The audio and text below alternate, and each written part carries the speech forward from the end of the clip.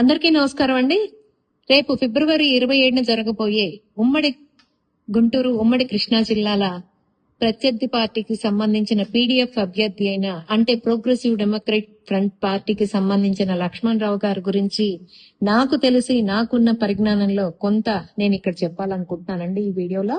ఎందుకంటే ప్రజలు తెలుసుకోవాల్సిన క్షణం ఆసనమైందని నేను భావిస్తున్నాను.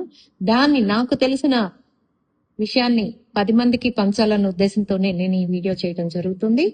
అది ఏంటి అంటే ఆయన ఎంత ఇదిగా ప్రజల్ని మోసం చేస్తున్నాడు. ఆయన స్వలాభం కోసం గత 5 సంవత్సరాల చరిత్ర తీసుకుందాం అండి. మనం పూర్వం వెళ్లాల్సిన అవసరం లేదు. ఈ 5 సంవత్సరాల్లో ఆయన ఏం చేశాడు, ఆయన ఎంత వరకు వెళ్ళాడు, ఏమాత్రం పోరాటాలు చేశాడు అనేది మనం ఇక్కడ కొంచెం మాట్లాడుకుందాం.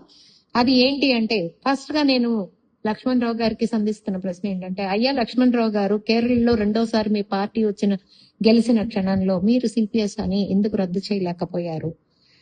దానికి మీ దగ్గర సమాధానం ఉంటే ప్రజలకు చెప్తారని ఆశిస్తున్నాను. పోతే వైఎస్ఆర్సీపీ అండతోటి, ఐ రిపీట్, వైఎస్ఆర్సీపీ అండతోటి మీరు సంపాదించుకున్న ప్రోటెన్ స్పీకర్ పదవిని ఉపయోగించి ఆ రోజున సిపిఎస్ బిల్లు మీద వాయిదా తీర్మానాన్ని మీరెందుకు తిరస్కరించారు? మీరెందుకు తిరస్కరించాల్సి వచ్చింది? మీరు ఉపాధ్యాయుల తరపున అంటున్నారు కదా, ఎందుకు నిలబడలేకపోతున్నారు?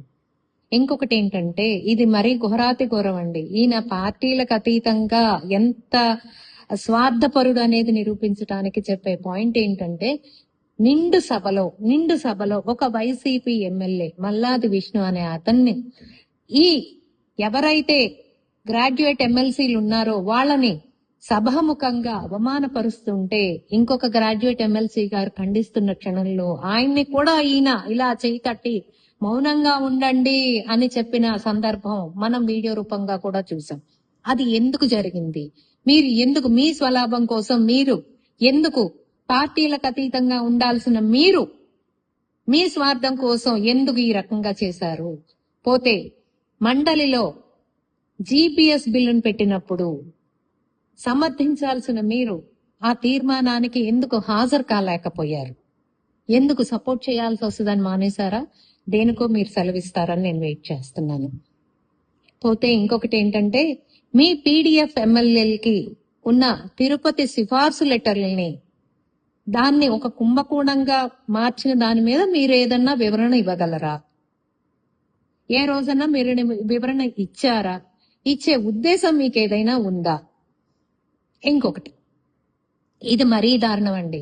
గత ప్రభుత్వం జాబ్ క్యాలెండర్ రిలీజ్ చేస్తాం, జనవరికి రిలీజ్ చేస్తాం అని చెప్పిన గత ప్రభుత్వం ఏ రోజు ఏ జనవరికి రిలీజ్ చేయలేదు. ఏ రోజు 5 సంవత్సరాల్లో వాళ్ళకి జనవరి రాలేదో మరి ఏం చేయలేదో నాకైతే అర్థం కాలేదు. మరి దానికి ఈయన ఏం పోరాటాలు చేసి వైసీపీ ప్రభుత్వం మీద ఎటువంటి పోరాటాలు చేశారో కొంచెం చెప్పగలుగుతారా?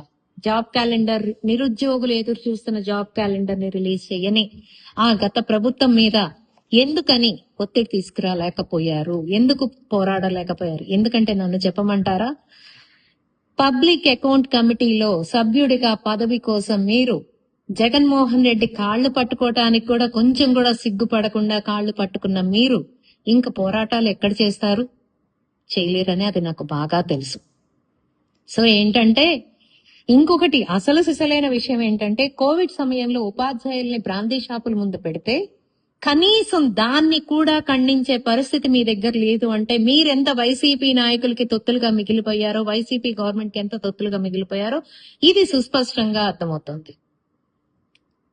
ఫీజు రియంబర్స్మెంట్ వదలలేదు, అయినా మీరు దాని గురించి మాట్లాడలేదు. నిరుద్యోగులకి జాబ్ క్యాలెండర్స్ రిలీజ్ చేయలేదు, అయినా మీరు మాట్లాడలేదు. మీ స్కాములు మీరు చేశారు. ఎందుకంటే మీ పదవుల కోసమా? మీరు ఇంకా ప్రజల కోసం మీరు పాకులాడింది ఎక్కడ? ఇంకా మీకు ఉపాధ్యాయులు, మీకు గ్రాడ్యుయేట్స్, మీకు నిరుద్యోగులు ఎందుకు ఓటెయ్యాలో మీరు ఒక పాయింట్ మీరు చెప్పగలరా లక్ష్మణ్ రావు గారు? ఇంత చేస్తున్న మీకు అసలు ఎందుకు మీకు ఓటేసి గెలిపించాలి? నేనైతే ఖచ్చితంగా మీకు ఓటేను.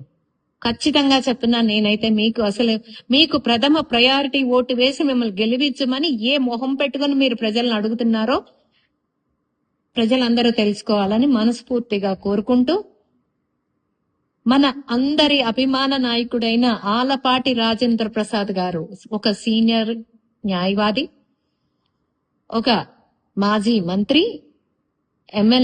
ఎమ్మెల్యేగా చేసిన ఒక సమర్థవంతమైన నాయకుడిని మనం ఎన్నుకోవాలని గ్రాడ్యుయేట్ అందరినీ వేడుకుంటూ సెలవు తీసుకుంటున్నాను.